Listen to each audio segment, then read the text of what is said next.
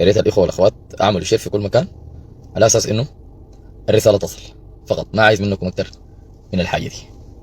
طيب انا في كلام خطير جدا، خطير جدا، وفي بعض الاخوه والاخوات قال لي يا اخي الكلام ده ما تقوله، لكن كما انه اقول لكم ان احنا عودناكم على اساس ان الناس تتحمل المسؤوليه، المسؤوليه مسؤوليه جماعيه، وانه كلنا مع بعض في خندق واحد مع القوات المسلحه، وانه نحن جيش، وانه نحن دايرين البلد دي تتحرر من حاجه اسمها ميليشيا بتاع الجنجويد.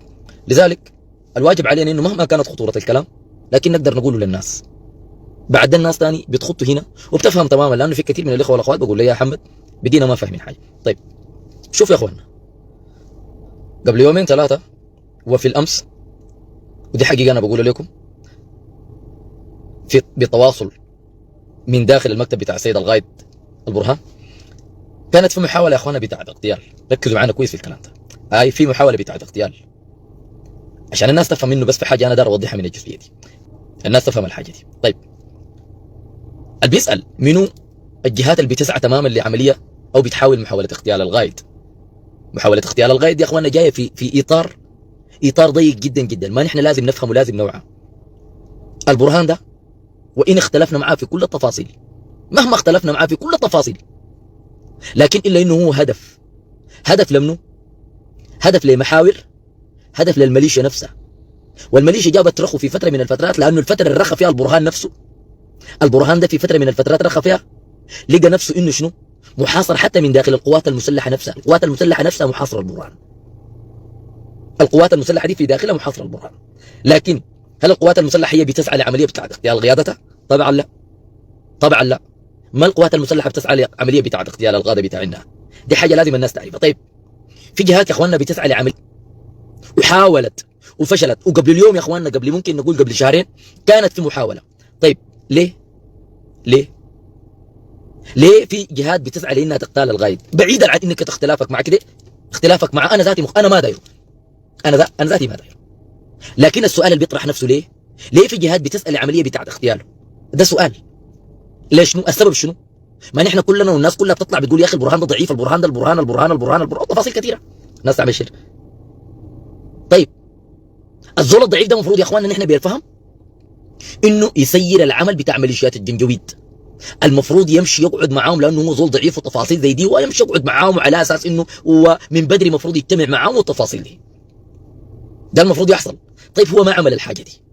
في ناس كثيره بتطلع بتتكهن بيقول لك يا اخي لانه الشعب ضاغط عليه، ولانه ممكن اتفق معك انه الشعب السوداني ضاغط عليه، لكن الجهه اللي بتسعى وسعت لعمليه بتاعت اغتياله، لانه يا اخواننا للامانه دي حاجه لازم نقولها للناس، الجهه دي يا اخواننا مع الجنجويد ومع الاحزاب السياسيه، ومربطين تربيط تام جدا جدا مع بعض القاده، ونحن حنكشف عن، ما قلت لكم في شغل، حنكشف عن مسماهم في مقبل الايام، اللي هم دايرينهم انه يجوا يركبوا على ظهر الجيش، على ظهر الجيش، بناء على تنفيذ مطالب خارجيه، وبناء على ابقاء ميليشيات الجنجويد على سده الحكم والمشاركه في عمليات صناعه القرار في الدوله السودانيه وبل الشعب السوداني اكثر مما هو مبلول. دي جهات. فلذلك الناس، انا داير الناس تقعد تفكر، نحن ممكن نغيره، ما في مشكله، حتى الجيش ذاته رسالته له والتذمر الكبير جدا جدا في داخل القوات المسلحه، منو اللي بيقدر بينكر الكلام ده؟ ما في زول بيقدر بينكر الكلام ده.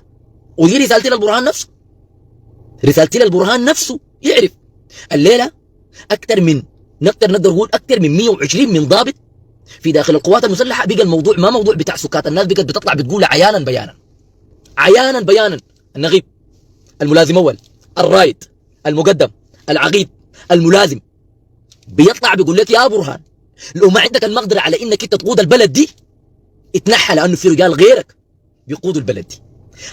الكلام ده يا برهان سمعته كثير، حقيقه انك انت سمعته كثير، لكن الموضوع ده بقى ما بيتحمل، الموضوع الان بقى ما بيتحمل على الاطلاق اي تفاصيل، انك انت الان القرار قلنا انه ما حقك. في حاجه انا حقولها لك وحقولها لقياده الجيش، لانه قد تكون ذات غايبه عنكم. انتوا عارفين الان عندنا 3700 3 مليون و700 3 مليون و700 الان ديل يمتلكوا سلاح في يدهم وذخيره، وقادرين تماما انه يقودوا معارك، بل قادرين تماما انه ينتهوا من حاجه اسمها ميليشيا بتاع الجنجويد. انت يا برهان سفراتك المريتة دي كلها ما قدرت تنجز، ما قدرت تنجز لك ولا عملية بتاعت حليف حقيقي على اساس انه شنو يدير معاك المعركة دي. لانه للامانة انا حقولها لانه انت نفسك يا برهان بتحب نفسك، وحبك لنفسك ده يهود وصل القوات المسلحه للشيء السحالي والخلى كل حتى ضباط القوات المسلحه بيطلعوا بيتكلموا عنك بطريقه واضحه، وتذمر كبير جدا جدا داخل القوات المسلحه بسببك انت يا برهان، بسببك انت. التذمر اللي قاعد يحصل لك كله بسببك انت. سافرت اكثر من 6 7 دول، طلعنا تكلمنا عن كل التفاصيل، لكن انجازاتك كانت شنو؟ انجازاتك للقوات المسلحه كانت شنو؟ كلام، مراوغه، زيرو. ما قدرت تنجز الشغل الحقيقي بدليل حاجات كثيره انك انت الان موجود، وده للاهميه، ويا ريت الناس تعمل شير، وده اخطر ما انا جاي له وحقيقه الامر. وعشان ما يكون في كذب وفي تلفيق وفي تفاصيل، انت كقياده بتاع قوات مسلحه امرت بتوجيه مباشر بانسحاب القوات الموجوده على مستوى مدني. ده كلام مباشر انت قلته نفسك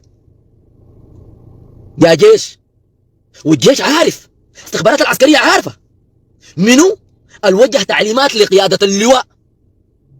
في طابور ده خليه جانب، لكن للامانه وللتاريخ وللحقيقه توجيهات جات من البرهان بانسحاب الفرقه الاولى من مدني، جات من قبل البرهان نفسه لقياده الفرقه اللواء الموجود. والكلام اللي قاله الوالي ده كلام حقيقي، الكلام اللي قاله اللواء بتاع مدني كلام حقيقي يا اخوان، والله كلام حقيقي. كل ابجديات الاشياء اللي قاعد تحصل هناك كان له علم. طيب صاحب القوات من هناك لشنو؟ تعال انا اوريك. وده الكلام اللي ما بيتقال لكن انا بقوله. تخيل انه لما نقول لك انه في داخل مدني في فرقه كامله ما عندها ذخيره، رايك شنو انت؟